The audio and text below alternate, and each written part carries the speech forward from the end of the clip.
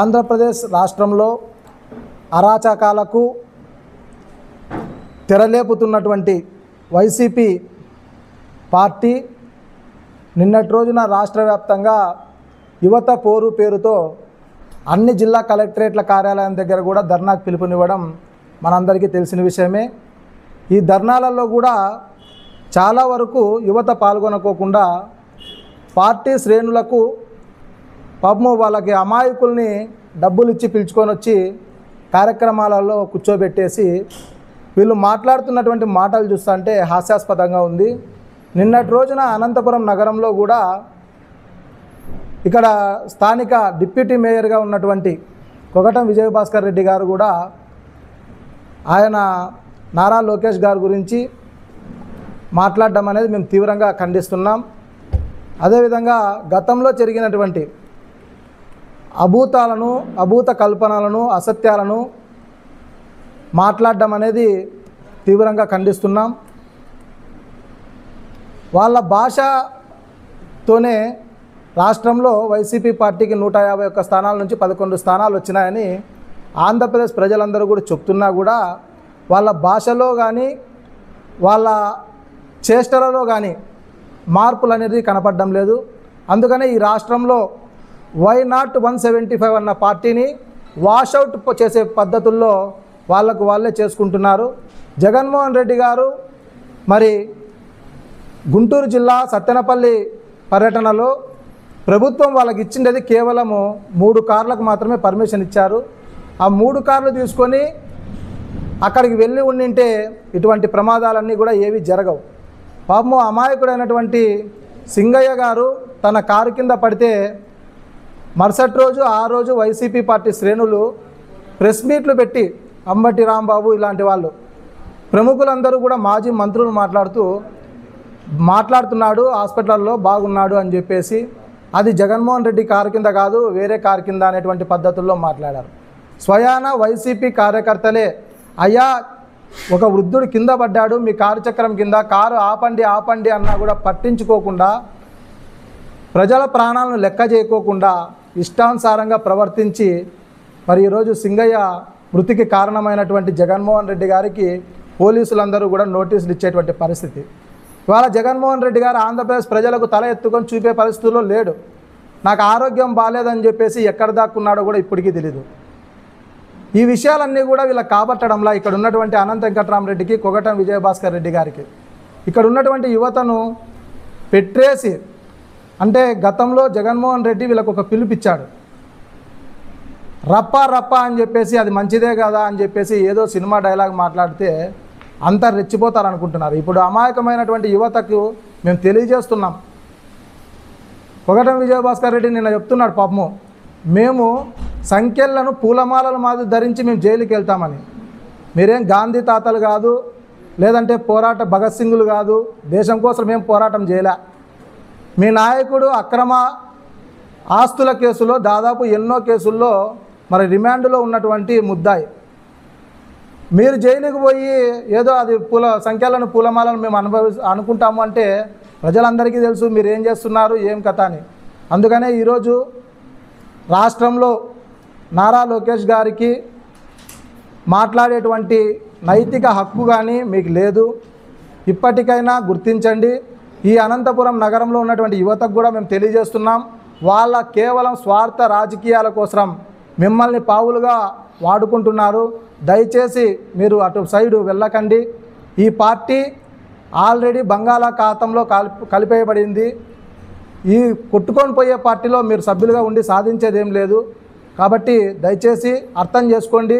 ఇటువంటి మాటలు ఏవైతే మాట్లాడుతున్నారో ఈ మాటలకు ఖచ్చితంగా తెలుగుదేశం పార్టీ చెప్తుందని చెప్పి కూడా నేను హెచ్చరిస్తున్నా. అందరికీ నమస్కారాలు. మరి నిన్నటి రోజున యువతకు పోరని వైఎస్ఆర్సీపీ ఏదో యువతకు అన్యాయం జరిగినట్లా రాష్ట్రంకి వీళ్ళే ఏదో అభివృద్ధి చేసినట్టు గతంలో యువతకు పోరని ఒక పోరు పెట్టి చంద్రబాబు నాయుడు గారిని విమర్శించడం ఏ మాత్రం న్యాయమని నేను అడుగుతున్నా. అదేవిధంగా ఒక నాయకుడు వైసీపీకి చెందిన వ్యక్తి సూపర్ 6 పథకాల గురించి చెప్తాడు. సూపర్ 6 సూపర్ 6 ప్యాకా అని అడుగుతాడు. ఒకటి అడుగుతున్నా, మీ నవరత్నాలు నవరంధ్రాలుగా మారిన సంగతి మీకు తెలీదా? అదేవిధంగా గత 2019 నుంచి 2024 వరకు ఏ ఒక్క పథకమైనా మీరు 5 ఏళ్ళు ఇచ్చారా అని నేను అడుగుతున్నా. అది చెప్పేది పోయి మీరు మా పథకాల గురించి మాట్లాడుతున్నారు. వచ్చిన మొదటి నెలకే 4000 వృద్ధాప్య పింఛన్ ఇచ్చిన ఘనత చంద్రబాబు నాయుడు గారిది. వికలాంగులకు 6000 ఇచ్చిన ఘనత చంద్రబాబు నాయుడు గారిది. అదేవిధంగా శాశ్వతంగా బెడ్ మీద ఉన్న వాళ్ళకి 15,000 ఇచ్చిన ఘనత చంద్రబాబు నాయుడు గారిది. అలాగే యువతకు డిఎస్సి ద్వారా 16,347 ఉద్యోగాలు కల్పించిన ఘనత చంద్రబాబు నాయుడుది కాదా అని నేను ఈ వైసీపీ నాయకులను అడుగుతున్నా. ఏమన్నా అంటే మా జగన్మోహన్ రెడ్డి 16 నెలలు జైలుకు పోయి వచ్చాడు, మా జగన్మోహన్ రెడ్డి మొగోడు అని చెప్తున్నారే. జైలుకు పోయి వచ్చిన వ్యక్తిని మొగోడు అన్నారయ్యా, దొంగోడు అంటారు. ఇది గమనించాలా. అదేవిధంగా బాలకృష్ణ ఇంట్లో ఏదో జరిగింది, బాలకృష్ణ గారు చంద్రబాబు నాయుడు గారు ఎవరో కాళ్ళు పట్టుకున్నారని మీరు చెప్తున్నారు. మరి బాబాయ్ గొడ్డలి విషయం చెప్పండి. తల్లికి చెల్లికి ఊరు బహిష్కరణ, పార్టీ బహిష్కరణ చేశారే. ఇవన్నీ మీ వైఎస్ఆర్సీపీ వాళ్ళు మీ జగన్మోహన్ రెడ్డిని ఎందుకు అడగలేదు అని నేను అడుగుతున్నా. అదేవిధంగా 13 మంది చనిపోయారు, 6 మంది చనిపోయారని అడుగుతున్నారు. మీకు ఒకటే ప్రశ్నిస్తున్నా, ఒక చనిపోయిన వ్యక్తికి అంబులెన్స్లో పిలుచుకొని పోయి వాళ్ళ దహన సంస్కారాలు కానివ్వండి, అది ఏం జరిగింది ఏమీ లేదని తెలుసుకునే బాధ్యత నాయకుడికి ఉందా లేదా అని నేను అడుగుతున్నా. తన వాహనం కింద తల నుజ్జు అయితే కంప చెట్లో పడేసి పోయిన ఘనత మీ జగన్మోహన్ రెడ్డిది కాదా అని నేను ఈ వైఎస్ఆర్సీపీకి సూటిగా అడుగుతున్నా. ఒకటే చెప్తున్నా, వైఎస్ఆర్సీపీ శ్రేణులకి గతంలో మీరు 2019 నుంచి 2024 వరకు ప్రజలు మీ పాలన చూశారు. ఎలాగైతే మీరు అప్పుల పాలన చేశారో అన్నీ గమనించే ప్రజలు మ్యాండేటరీ ఇచ్చారని తెలుసుకోవాలా. మళ్ళా ఇప్పుడు 11 సీట్లు తెచ్చుకొని మీరు మాట్లాడడం చాలా సిగ్గుచేటని తెలియజేసుకుంటూ నాకు ఈ అవకాశం ఇచ్చిన అందరికీ ధన్యవాదాలు తెలుపుకుంటూ సెలవు తీసుకుంటున్నా. నిన్నటి రోజున అనంతపురం నగరంలో వైసీపీ పార్టీకి సంబంధించిన కొంతమంది నాయకులు మరి నారా లోకేష్ బాబు గారి పైన అసభ్యకరమైన మాటలు మాట్లాడడం జరిగింది.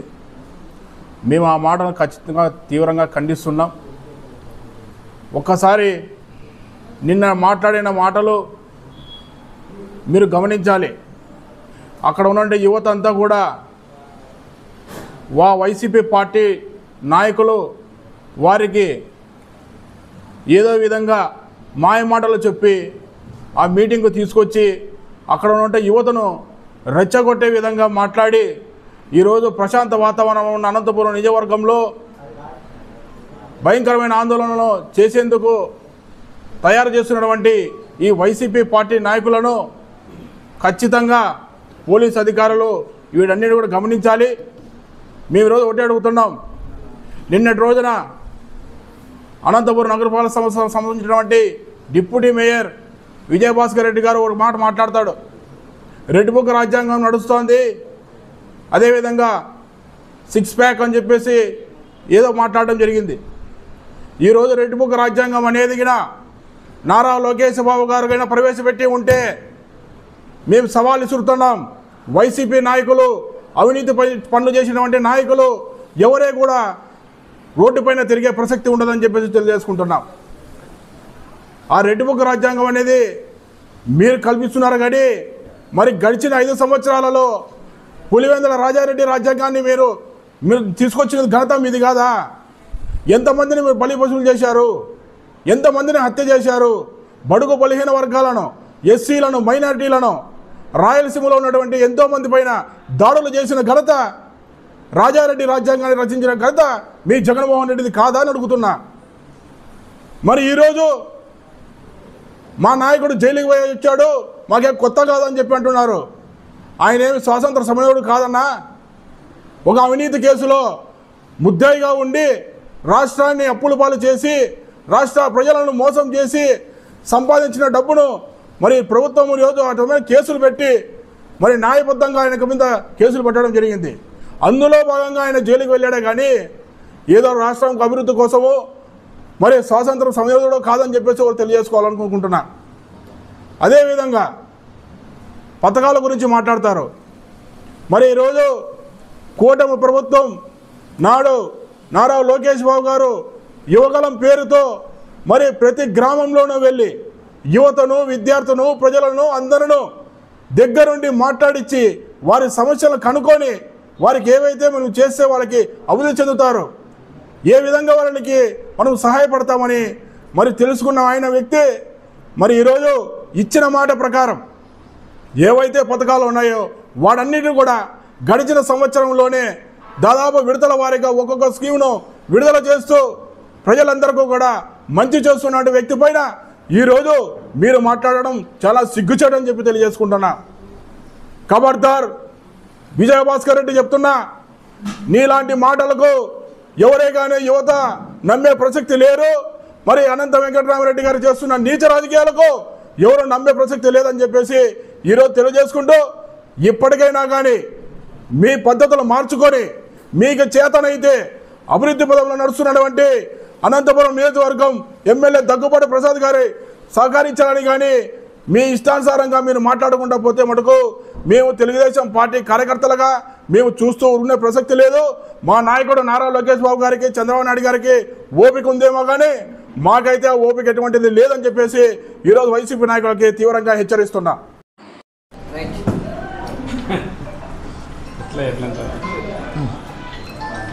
నిన్నటి రోజున వైసీపీ నాయకులు కొంతమంది యువత పోరు అని చెప్పేసి కార్యక్రమం నిర్వహించారు. యువత బోర్ అవుతున్నారు ఆ కార్యక్రమంలో. మీరే తెలుసుకోవాలా యువత ఏ విధంగా మిమ్మల్ని వెనకల చెబుతున్నారు, ముందరొచ్చి కూడా చెబుతున్నారని చెప్పేసి. కొంతమంది నాయకులు వాళ్ళ గల్లీ లీడర్లు రాష్ట్ర స్థాయి నాయకులకి మైక్ వచ్చింది కదా అని చెప్పేసి ఇష్టానుసారం మాట్లాడడం జరిగింది. మీ హోదాని మర్చిపోతున్నారు. మైక్ ఇస్తే నలుగురు ఎవరో మీ నాయకులు మీ పక్కన ఉండే వాళ్ళు విజిల్ కొడతారంటే ఎదుటి వాళ్ళకి ఇలా మాట్లాడడం చాలా తప్పు. మీరు మాట్లాడే మాటలు ఎలా ఉంటాయంటే రెచ్చగొట్టే మాటలు ఉంటాయి. మీరు నోరు అదుపులో పెట్టుకొని మాట్లాడండి. మైకులు వస్తే ఏ విధంగా అంటే అలా మాట్లాడితే ఇక్కడ ఎవరు ఊరికే ఉండరు. తెలుగుదేశం పార్టీ నాయకులు మళ్ళీ ఎలా ఏ విధంగా రియాక్ట్ అవుతారనేది అప్పుడు మీకు తెలుస్తుంది.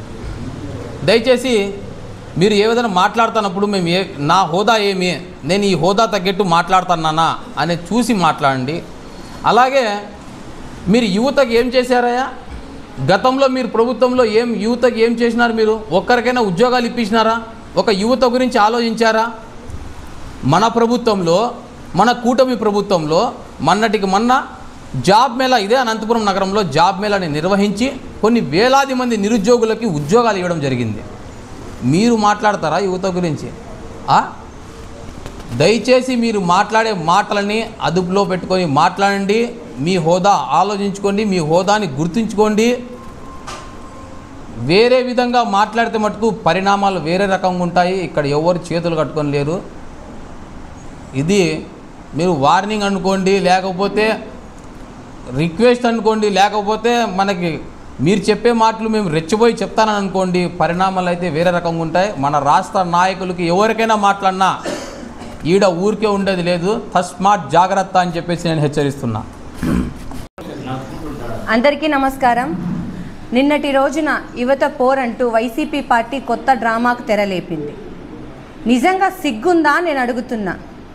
గాలిలో తిరిగే నాయకుడు గాలికి పుట్టి గాలికి పెరిగిన పార్టీలో గాలి మాటలు మాట్లాడుకుంటూ నిన్న అనంతపురం అర్బన్లో యువత పోరు కార్యక్రమంలో డిప్యూటీ మేయర్ అయినటువంటి కొగిటం విజయభాస్కర్ రెడ్డి గారు నరం లేని నాలుక ఏదైనా మాట్లాడొచ్చని మీడియా ముందు పిచ్చి మాటలు మాట్లాడుతున్నా. ఒళ్ళు జాగ్రత్త, దగ్గర పెట్టుకొని మాట్లాడు. లోకేష్ గారి పేరు ఎత్తే స్థాయి నీది. లోకేష్ గారి గురించి మాట్లాడే అర్హత నీకుందా అని మేము ప్రశ్నిస్తున్నాం. యువత పోరు ఏం చేశారయ్యా? 5 సంవత్సరాల అధికారం ఇచ్చారు మీకు. మెగా డిఎస్సి ద్వారా యువతను మోసం చేసింది మీరు కాదా? జగన్మోహన్ రెడ్డి కాదా? మెగా డిఎస్సిని కాస్త దగా డిఎస్సి చేసింది జగన్మోహన్ రెడ్డి, వైసీపీ పార్టీ. ప్రతి సంవత్సరం జాబ్ క్యాలెండర్ ఇస్తానన్నావు, సాక్షి క్యాలెండర్ ఇంటికి పంపించావు. నువ్వా ఇప్పుడు యువత పోరు పెట్టి జనాల్లోకి వెళ్తున్నావు? సిగ్గుందా మీకు అని అడుగుతున్నా. ఫీజు రియంబర్స్మెంట్ పెట్టి బకాయిలు చెల్లించకపోతే కూటమి ప్రభుత్వం అధికారంలోకి వచ్చాక లోకేష్ బాబు గారు చెల్లించారు. సిగ్గుందా వైసీపీ పార్టీకి, కొగిటం విజయభాస్కర్ రెడ్డి గారికి? పిచ్చి మాటలు మాట్లాడుతున్నావు. నోరు అదుపులో పెట్టుకొని మాట్లాడు. కూటమి ప్రభుత్వం అధికారంలోకి వచ్చినాక ఈరోజు పరిపాలన ఎలా ఉందో కళ్ళు కాకులు పడిచాయా నీకు? సూపర్ 6 అనే పలకడానికి కూడా రావడం లేదే.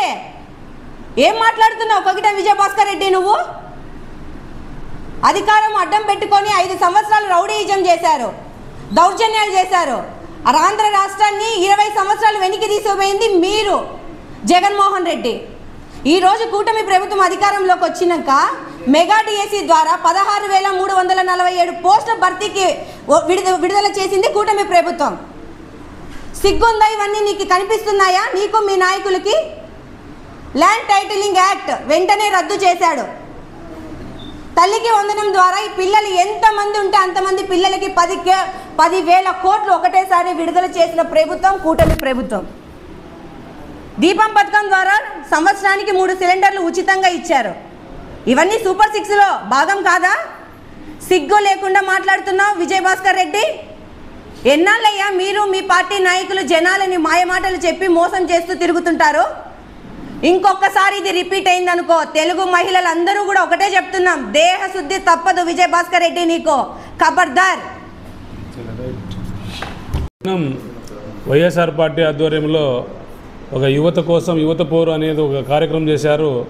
ఆ కార్యక్రమంలో నిజంగా వాళ్ళు మాట్లాడిన భాష చాలా అసభ్యంగా ఉంది. రాజకీయాలు తలదించుకునే విధంగా వాళ్ళు మాట్లాడుతున్నారు. ఒక డిప్యూటీ మేయరు ఒక చాలా భాష, తెలుగు భాష మాట్లాడుకోకుండా ఆయన తర్వాత ఏదో వచ్చి రాకున్నటువంటి ఇది క్రైమ్ మాట్లాడే భాష, రౌడీలు మాట్లాడే భాషగా మాట్లాడుతున్నాడు ఒక డిప్యూటీ మేయరు. రెడ్ బుక్ని మేము చూస్తాం నీ అబ్బా అంటాడు. మంత్రిగా ఉన్నటువంటి నారా లోకేష్ గారిని నీ అబ్బా అంటే డిప్యూటీ మేయర్గా నీ హోదాని తగ్గించుకున్నావా, ఎక్కించుకున్నావా? తెలుగు మాట్లాడేకి వస్తుందా రాదా నీకు? మాట్లాడే పద్ధతి, మాట్లాడే అన్న రాజకీయాలు మాట్లాడవచ్చు, కానీ మరి అబ్బని అమ్మని మాట్లాడితే ఎట్లా ఉంటుంది అనేది కూడా డిప్యూటీ మేయర్గా గ్రహించాలా. ఒక గౌరవమైన పదవిలో ఉండి అబ్బా అంటే ఆ గౌరవం డిప్యూటీ మేయర్కే నువ్వు మరి పదవి చెడ్డ పేరు తీసుకొని వచ్చినట్ల వ్యక్తిగా నువ్వు భావిస్తూ ఉన్నావు. రాజకీయాలు ఉంటాయి, మామూలుగా మాట్లాడవచ్చు, కానీ మరి నీవు మాట్లాడినటువంటి మీ అనంత వెంకటరామరెడ్డి గారు యువత పోరు అంటూ ఉన్నావు. మరి అక్కడ ఉన్నటువంటి యువతకి రెచ్చగొట్టి ఈ అనంతపురం నియోజకవర్గంలో శాంతియుతంగా ఉన్నటువంటి అనంతపురం నియోజకవర్గాన్ని మరి రెచ్చగొట్టి ఏదో విధంగా ఇక్కడ ఏదో ఒక సూచనలు, ఇక్కడ ఏదో జరుగుతూ ఉంది, ఏదో అభూతం జరుగుతూ ఉందని ఒక సంకేతాలు ఇచ్చి ఇక్కడ లాండ్ ఆర్డర్ని ప్రాబ్లం చేయాలనే ఉద్దేశంతో మున్సిపాలిటీలోనూ కానీ వేరే పరిపాలన యంత్రాంగంలో మాకు డిస్టర్బెన్స్ చేసేదానికి ఒక పన్నాగం పన్నుతూ ఉన్నారు. అది ప్రజలు గ్రహిస్తారు. మీ పన్నాగాలు, మీ ఎత్తుగడలు అనంతపురం ప్రజలు ఎప్పుడూ నమ్మరు.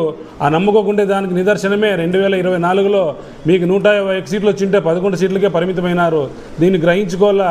మీరు ఉండే స్థానిక సంస్థల్లో కానీ, ప్రజాప్రతినిధులు కానీ, మాజీ ఎమ్మెల్యేలు కానీ మనం ఎందుకు తయారైనాం, ఇట్లా మన పరిస్థితి ఏమిటి అని ఆగం మనం మననం చేసుకొని మాట్లాడాలని చెప్పేసి ఈ సందర్భంగా నేను మనవి చేస్తూ, మరి జనాలను రెచ్చగొట్టేది, ప్రాంతాలను రెచ్చగొట్టేది మరి మీకు తెలుసు. అది గొడ్డలతో చంపిన మీ బాబాయిని మీ ఇంట్లోనే చెల్లింది. మరి మీ నాయనగారు పాత బస్సు హైదరాబాద్లో అల్లర్లు చేసిండేది మీ కుటుంబంలో జరుగుతుంది. మరి నీ ఆ వారసత్వాన్ని నువ్వు పుంజుకుంటూ నిన్న జరిగిన సింగయ్య మరి నీ కారు కింద జరిగి ఉంటే ఆయన టైర్ తొక్కుతూ ఉంటే కూడా నువ్వు గ్రహించుకోకుండా నువ్వేమో ప్రజలతో సంఘీభావాలు అభినందనలు చేసుకుంటూ మరి నువ్వు ఒక శవాన్ని మీ పార్టీ కార్యకర్త మీ పార్టీ లీడర్కు కార్యకర్తలు చనిపోతా ఉంటే కూడా నీకు ధ్యాస లేదే. మరి మిగతా వాళ్ళ సంక్షేమం నువ్వేం చూస్తావు?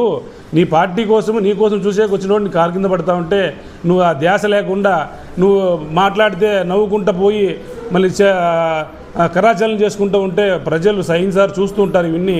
మరి దయచేసి మీరు ముఖ్యమంత్రిగా చేసిన 5 ఏళ్ళు ఏ విధంగా ఉందనేది, కరోనాలో సుధాకర్ని చంపేసినావు, మరి ఒక పోలీసుని చంపేసినారు, ఉద్యోగస్తులు మాట్లాడితే ఉద్యోగస్తుల మీద దాడి చేస్తారు, రైతులు మాట్లాడితే రైతులు దాడి చేస్తారు, స్థలాలు అడిగితే స్థలాలు కబ్జా చేసినారు, విశాఖపట్నం అంతా కబ్జా చేసినారు, అమరావతిలో గబ్బు పట్టించినారు.